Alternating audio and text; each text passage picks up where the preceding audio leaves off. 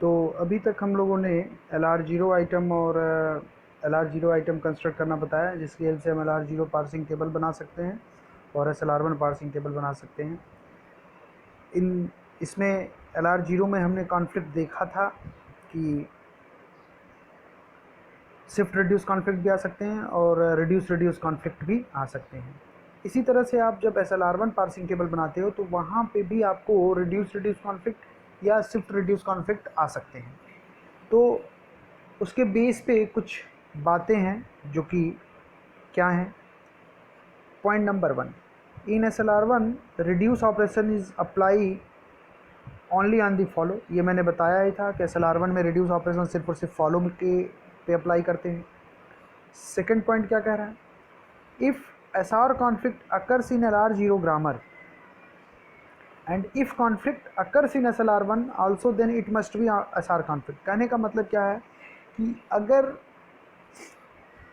LR0 grammar में shift reduce conflict अगर conflict है, शिफ्ट रिड्यूस कॉन्फ्लिक्ट है LR0 में, और अगर SLR1 में भी कॉन्फ्लिक्ट आता है तो शिफ्ट रिड्यूस ही कॉन्फ्लिक्ट होगा।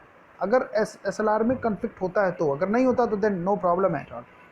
इसी तरह से थर्ड पॉइंट क्या कहता है, if RR conflict occurs in LR0 grammar and if conflict occurs in SLR1 also then it must be RR conflict. Same वही बात यहाँ पे भी कही गई है जैसे SR में कही गई थी वैसे ही RR में, कि अगर LR0 ग्रामर में अगर हमारा रिड्यूस कॉन्फ्लिक्ट है